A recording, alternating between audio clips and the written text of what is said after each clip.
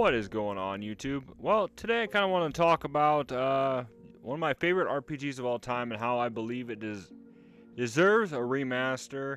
Not necessarily a remake, but a remaster would be amazing. And that game I want to talk about is Legend of Legaia, whatever you want to call it. I've heard it both. Growing up, we called it Legaia. Now, obviously, it's probably Legaia because 9 times out of 10, I'm wrong with my pronunciations. But if you guys are not familiar with this is a PS1 RPG, obviously. It comes with this. And it's one of the few RPGs I know of that had only one disc, but came in this really big, double jewel case. And, so what I loved about this game growing up was I remember when my buddy came to spend the night and he brought it along. And at the time, I was just getting into turn-based RPGs for the PlayStation. I think I've only really dipped my toes in Final Fantasy VII. And this was an amazing game to me. The fact that when we were I'm trying to think of how to start this conversation. So, let's go over a little bit of the plot first. Now, this fantasy world is engulfed in what is called the Mist. Now, this mist is produced from these generators that spans out, and at first it was not too bad, but then each of these people, or a lot of these people, have these, I would almost call them like symbionts or something like that, where they are attached to the people to help them with stuff, whether it be lift heavier stuff, fly around, do stuff like that, and they were called Sarus. Now, when this mist was activated, it was supposed to enhance these Sarus, but instead it started turning everybody into monsters. And so they'd start attacking the villages and stuff like that. And basically the world had turned into like a wasteland, or there was barely anybody around except for small villages that did stuff like build huge walls to protect themselves. And then the story starts out that you're in one of these villages where you're protected by the wall, but obviously the monsters are trying to get in, and food's getting low because you can't go out. They send hunters out to try to get food, and then they come back. And anyway, so the whole story starts out with like that, and then actually the shrews break into the building, and in the middle of the town is this tree they call the Genesis tree, and it ends up producing what is called a raw shrew, which is unaffected by the mist. And your main character then is attached by this, and your soul, and you activate the Genesis tree, which pushes back the mist. Now, the rest of the game is essentially you and a party go around, try to reactivate all these Genesis trees to push the mist away and to destroy the mist generators. Now, the one thing about this game that kind of blew me away was there's only about 3 characters that you get access to.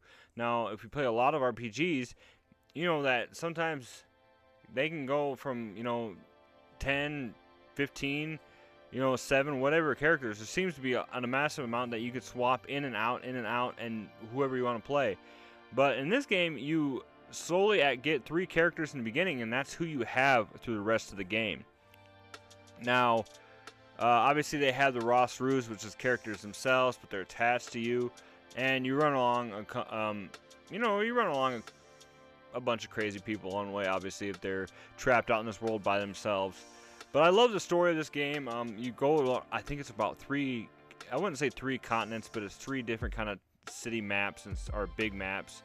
And all in all, I think it took me about 25 to 30 hours to beat it.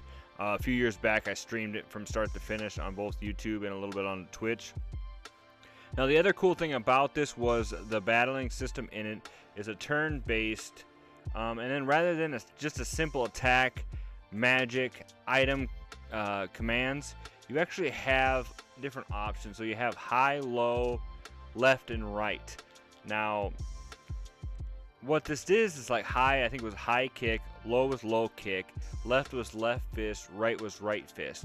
And depending on whatever combinations you would use, would activate certain combos, hyper combos. I think they were called hyper arts, mystic arts, and stuff like that. And you would do way stronger attacks and everything that went with it. You'd start off with this little bar, which you could only maybe do 3 of the combos, and then later on, as you get higher and higher levels, the bar gets bigger, so that way you can do like left, right, up, down, left, right, and stuff like that, and then try and do all these different kind of combos. And they did have magic in it, but they were basically summons. So certain monsters that you defeated would absorb into your raw Saru, and then later on you could summon them to do a certain special attack. Now, I like I said, I can talk about how much I love this game and everything that goes with it. I really think that they need to remake this or remaster it for the most part. I mean, a remake wouldn't be bad. If I had to get anything, a remake would be cool, but a remaster on PS5 would be amazing. I'm just looking at here the reception. This game received favorable reviews on game rankings. Next Generation said, if you can deal with the trite hacking story, the new fighting engine makes this worth checking out. Let's see here. I'm trying to see where. Okay, so IGN back in the day gave it a 7 out of 10. GameSpot gave it a 7.3 out of 10. GamePro actually gave it 5 stars. Game Informer gave it about 8 and a quarter, and Electronic Gaming Monthly gave it about 8 out of 10. So it got pretty decent reviews. Like I said, a lot of this is just nostalgia for me. I know that it's low-key like a great game. Now, it did have a sequel that came out for the PS2, Legaia 2 Dual Saga. As far as I know, it had really nothing to do with this one story-wise. I think it was just kind of similar. I never actually got around to playing that. I've always kind of wanted to, but it's been on the back burner. But I want to know in the comments below what you guys think about this. It was, let's see here, developed by Procyon and published by Sony for the PlayStation. Contrail handled the game's production. It was released in Japan in October '98, and then in North America in '99, and Europe in May of 2000. So we saw that. I don't know where Procyon is nowadays.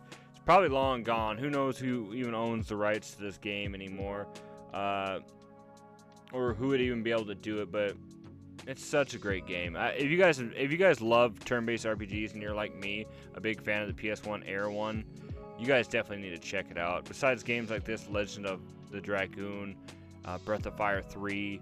Everybody, you know, Breath of Fire 1 and 2 is amazing, but Breath of Fire 3 I think is really the best out of them, and 4 is absolutely amazing too. So, but we'll get into those games, talking about it later. I kind of want to start talking a little bit more about the PS1 era, and these are obviously a great ones to talk about. So let me know in the comments below if you guys think that this game deserves a remaster, or at the bare minimum, go ahead and remake it. But please do not take too much away from it, because it's such a great game. So with that being said, thank you guys so much for watching this video. I hope you guys enjoyed it. As always, stay retro, my friends, and God bless.